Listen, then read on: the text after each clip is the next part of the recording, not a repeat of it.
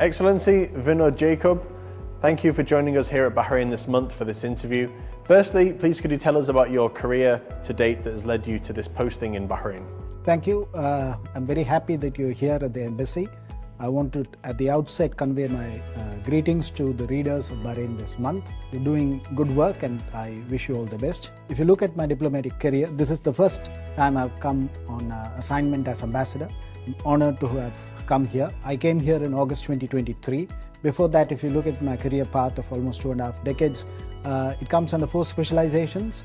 First is multilateral.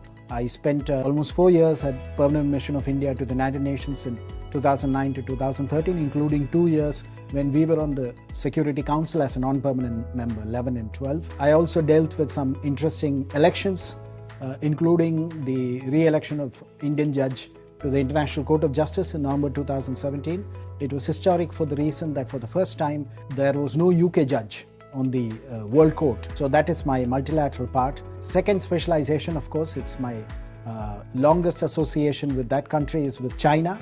I've spent almost 12 years of my career both in Beijing as well as in New Delhi dealing with India-China relations between 2002 to 2016. Third specialization is India's relations with neighboring countries, particularly Pakistan, Afghanistan and Iran, which I did for around 2.5 years in my career. But before coming here, I was the Deputy High Commissioner of India to Sri Lanka for 4 years, during which I did some interesting work, especially on economic diplomacy. And that's my fourth specialization. I was Director General of Economic Diplomacy in the Ministry of External Affairs. And during my time as Deputy High Commissioner in Colombo, I was involved in the first ever negotiation that the government of India was involved for debt restructuring of a neighboring country, Sri Lanka.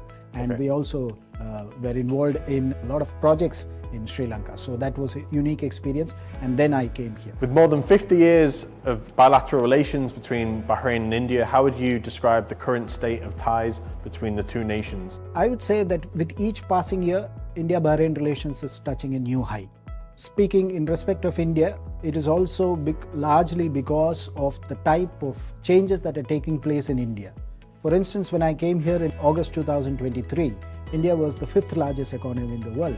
Today, India is the 4th largest economy in the world. Few years back, we were not in that ranking, but the most recent World Bank data shows India is the 4th most equal society in the world, with the Gini index of 25.5. That's quite significant. When we look at the social security protections that are available in India, we are now covering more than 940 million people. That's quite significant. So we shifted in just 5 years from around 25% to 65% of the coverage in India, and that's quite significant. This indicates the evolving nature of Indian society, Indian economy, and the Indian state.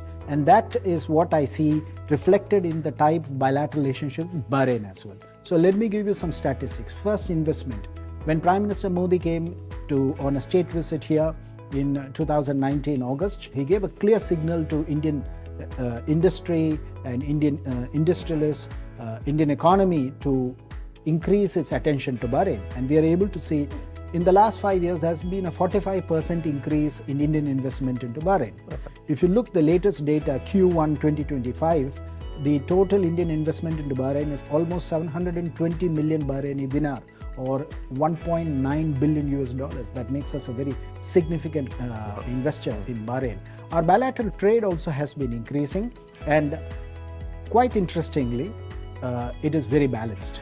This year, for instance, according to the data of the Department of Commerce of the Government of India, for financial year 2024 and 2025, bilateral trade was 1.64 billion, but Bahrain had a 50 million surplus.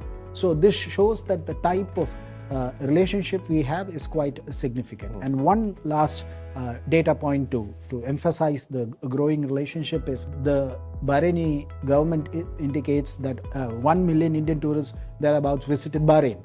And that's quite significant. And this shows that the robustness of the bilateral relationship is of a very high order.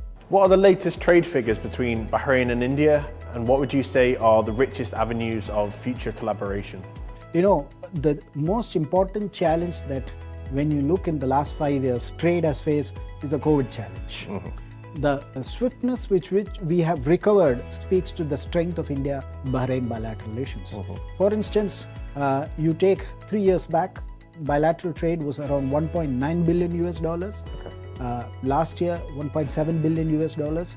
This year, 1.64 billion US dollars. This sort of shows that there is a certain stability after a high. And why was the high? It was because during the COVID period, trade had collapsed. Right. So they were making up for the lost time to trade. That shows the robustness of the bilateral trade. The second aspect which shows the robustness of the bilateral trade is that the gap is almost zero. In fact, now Bahrain has got a surplus. Yeah. So my colleagues in the Indian Ministry of Commerce have to do more work and send more delegations to strengthen the numbers. Since I've joined, we have also actively promoted delegations to visit each other's countries. So we had Bahrain India Society leading a delegation. It was very successful. They went to south of India. Bahrain India Society and us and the embassy, we worked together and we curated a seminar for greater investment in the years to come. EDB also participated in it, and we have had one of the biggest trading body or chamber of commerce called FICCI visit Bahrain, and we also had a delegation from APIDA. So we see there's a lot of robustness in the bilateral trade, but when you look at the bigger picture, investment plus trade, Indian investment increased by 45% and trade going at this balanced rate, it will increase. There are geopolitical tensions which will impact, and that's a fact. But the fact that it is maintaining itself and Indian investment is increasing, I think that speaks to the robustness of the bilateral relationship. So according to our data, Bahrain exported to India base metals, aluminium, steel products, etc. From India, the exports were rice, meat, butter, etc. So I think that's a great deal of complementarity to work on to take the trading relationship to the next level.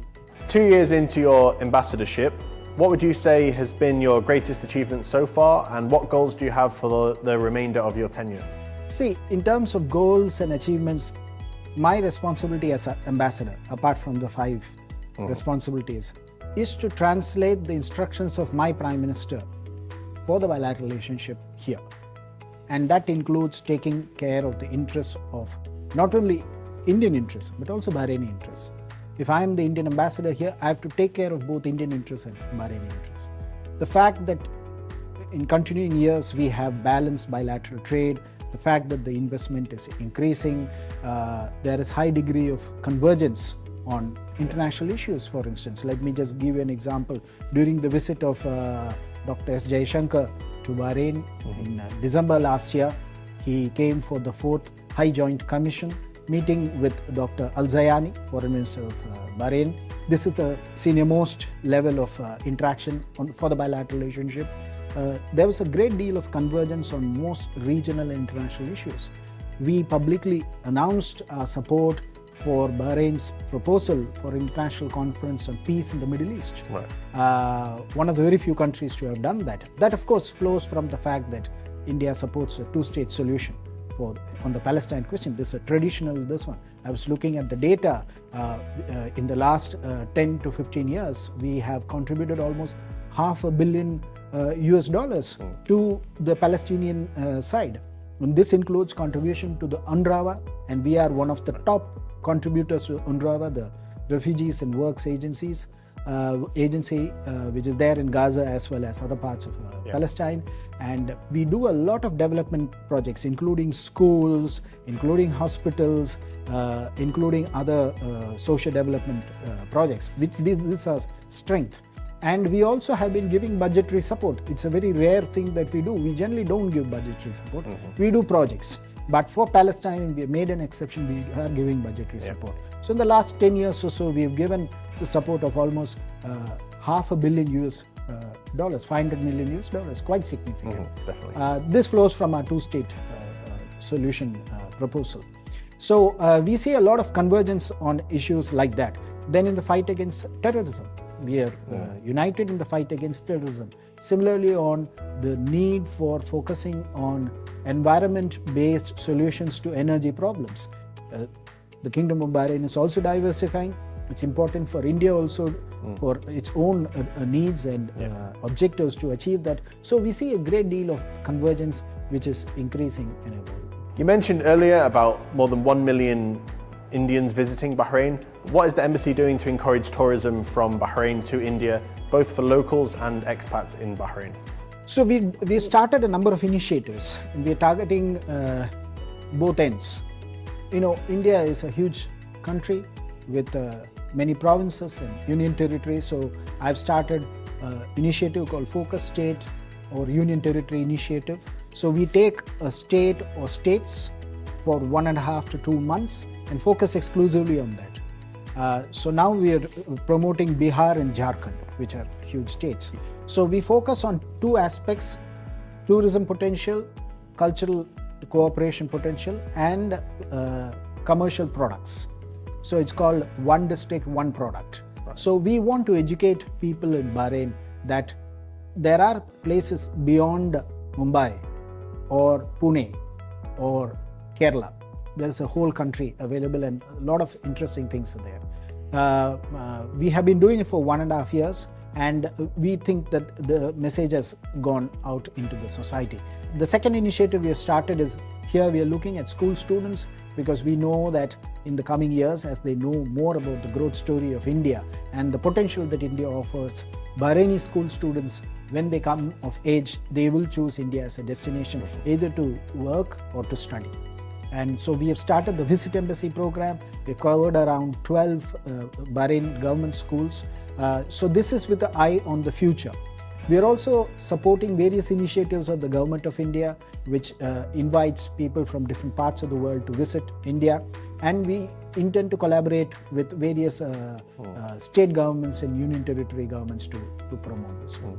You've travelled extensively across India yourself, and the embassy also focuses on culture and travel and tourism within India. Could you perhaps give our readers and viewers some tips for where to visit in India when they travel there? I would suggest you visit India 2 times a year, visit 2 different parts of India every year, and make this a habit for at least a decade. And then you will be amazed to see the huge transformation that is taking place. By the time you get back to the start, it's all changed again. Yeah, it's all changed. That's good. Definitely. Could you perhaps provide some insight into the cultural and educational events the embassy will be providing this year, particularly to celebrate the 76th Independence Day that's happening in August? We collaborate very closely with the government of Bahrain, and we have a lot of cultural programs which we have done. We have identified specific areas, for instance, Indian movies. So we have had 2 editions. Speaking only of this year, we have had 2 editions of Indian film festivals. So we have screened at both Epic Cinemas and elsewhere. We have screened Hindi, Punjabi and Marathi movies. We have also had what is called India and Bahrain Festival. We did that in Lulu, in collaboration with Dana Mall and Lulu. The first edition we did it in January 2024 at the embassy, but this time we wanted to do it elsewhere. We're going to continue to do that. You would have seen the International Day of Yoga, the 11th edition. We did curtain raisers for that. And we're going to have a lot many more such events happening. Of course, we support all activities of the Indian community here on the cultural side. But I must say that in the case of Bahrain, most people in Bahrain know most parts of Indian art and Indian culture. In fact, they know the history of these things. So we start with certain advantages in this regard. So, but I think there is a potential for going even deeper. Yeah. What message would you like to share with the Indian community in Bahrain on the occasion of the Independence Day that you'll be celebrating on the 15th of August? So we will be having a flag hoisting ceremony on the 15th of August. We will also have the reading of the speech of the Honorable President of India, Madam Draupadi Murmu. We'll have the opportunity to review the bilateral relations, look back at the year that went past, and also the opportunities that are available for both Indians and Bahrainis. If I were to take an example, we're doing a lot on smart cities back in India. And there is a lot of opportunities for investment in smart cities back in India. It's almost a $20 billion portfolio at this point of time, but the ambition is going to be even much bigger than that. There's a huge opportunity that Bahrainis have, Indians have, etc. So we intend to hard sell these opportunities during the course of the celebrations and in the run-up to these celebrations. And as I told you, now we are promoting Bihar and Jharkhand states. So there will be a focus on these states during the run-up. For instance, in 26 January during the Republic Day, we were focusing on Himachal Pradesh. So there was a focus on Himachali food. So in this way, we will also look at that. But in terms of the Indian community, they have played a vital role in India-Bahrain relations. We highly value their contribution, and the government of Bahrain also highly values their contribution. I expect the Indian community to appreciate that the kingdom has very liberal policies. There's a lot of religious tolerance. They give a lot of opportunity. They're protective of the interests of Indian professionals and workers, and I hope that they will follow the rules of Bahrain. We are living in a very challenging times. End of June, there were incidents in the region, but I'm very happy that the Indian community stayed calm. They followed the advisories of the Ministry of Interior, of the government of Bahrain, and overall they contributed to the government's preparedness and response. So I would encourage them to continue in the same vein, encourage them to follow the laws of Bahrain and contribute to India-Bahrain bilateral relations. Excellency, thank you so much for taking the time to sit with us here. On behalf of myself and the rest of the Bahrain This Month team, we really appreciate your insights and we look forward to interviewing you again next year.